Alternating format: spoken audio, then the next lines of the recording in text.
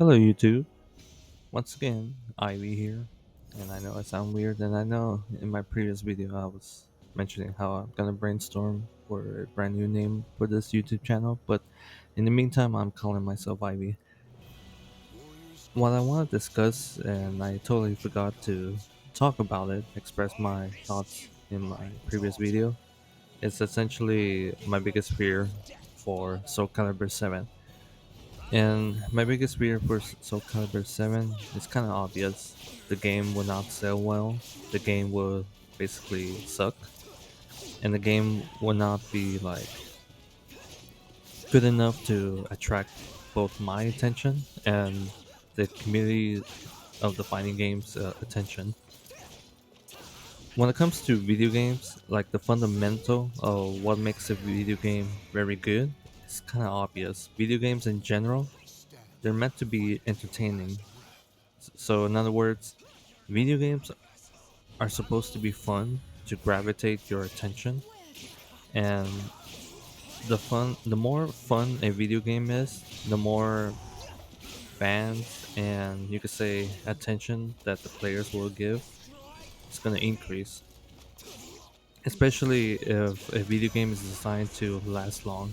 So, like, if a video game developer wants to make a game and make the game lifespan like last for a very long time, then the video game developer he needs to make a game that's very fun and has enough context to gravitate the player and keep grabbing their attention over time.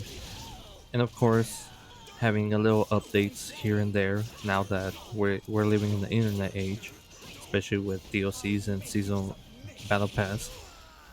But my biggest fear for Soul Calibur 7 is the game developers they did not do their homework or did not pay attention to the video game community, especially the longtime fans of Soul Calibur.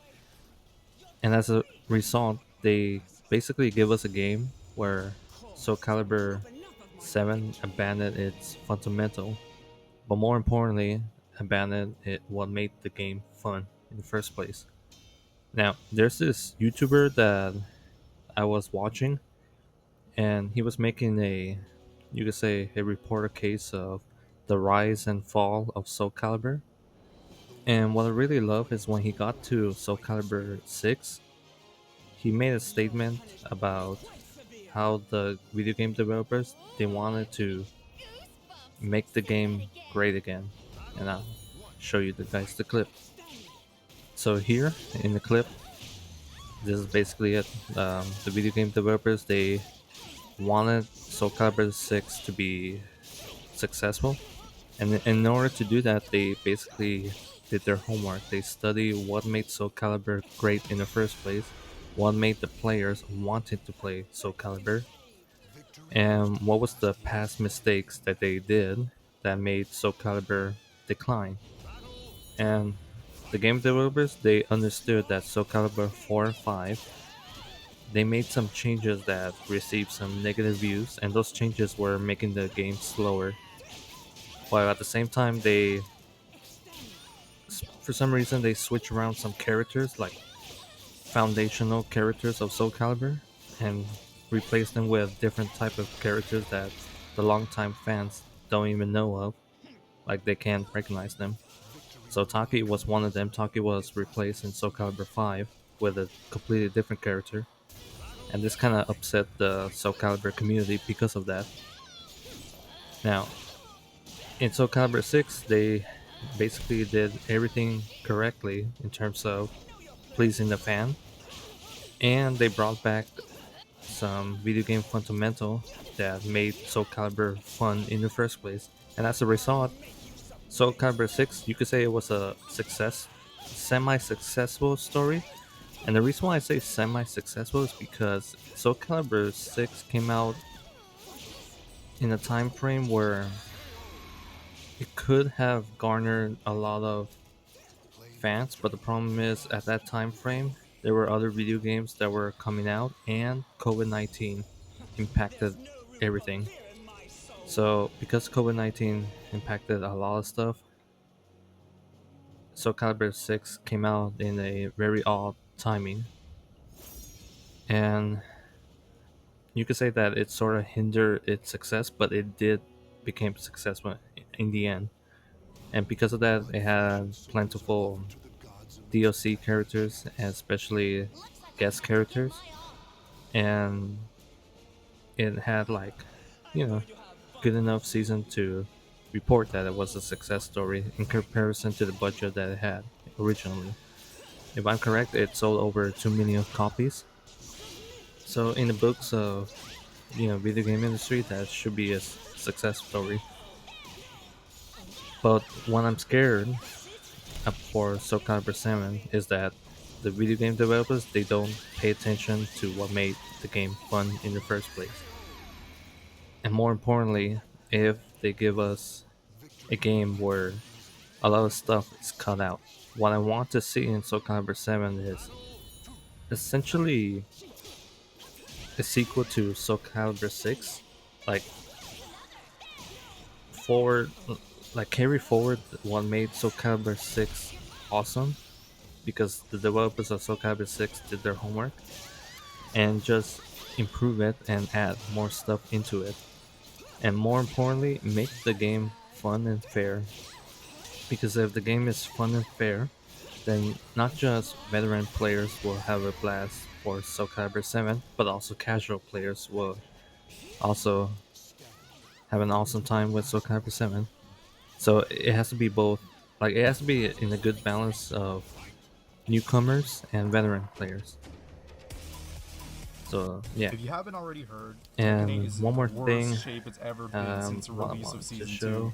To quickly bring some of you up to speed, Tekken developers have stated in pre-Season 2 Oh yeah, updates that they Tekken were going 8. to focus So on Tekken balancing 8. the game design of Tekken 8 by Um, increasing I heard defensive recently that options. This on season paper was a 2 pretty good patches idea because was Season 1 horrible, Tekken 8 was and I riddled watched with several high videos momentum about based it. gameplay where Season 2 everyone was a pass, rush down the 50-50 failure of character it is a who had good very case little of counterplay besides going on your game own developers offensive not paying turn. attention to their However, with fans Season 2 and changing release, the the devs fundamental quite literally of the gave us the game that opposite makes the of game what they not promised fun. and buffed I almost repeat, not everyone in the fun. game with even more Video rush games, down they're supposed 50-50 to be moves entertaining, and they're plus on supposed to be block fun. attacks to further reduce And the defensive more gameplay. fun a This video sparked game a is, huge the more outrage on social players media and, platforms, of which the course, community long rightfully term fought players, back like and voiced their the opinions to lifespan the will increase. developers. More However, players will instead of come handling the and pick up the chaos in a game. professional manner, the To give you developers blocked an most of example the of a community and success story of responded a with video game being heavy fun backhanded that replies. came The out disconnect between the community and the recently, or should I say a remake of a series, is Doom.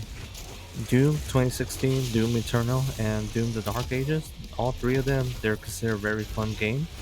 Doom the Dark Ages, I saw some criticism because some of the fundamentals was changed, but it was still fun. It was still received positive, and it was still considered a good game. Doom Eternal, it basically carried forward what made Doom 2016 good, but add on to it and gave it a little more in-depth mechanic. So like the game developer says, in Doom 2016 you run and gun, but in Doom Eternal you jump and shoot.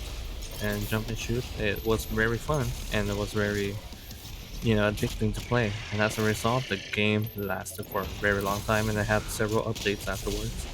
Same thing with the video game Space Marine 2.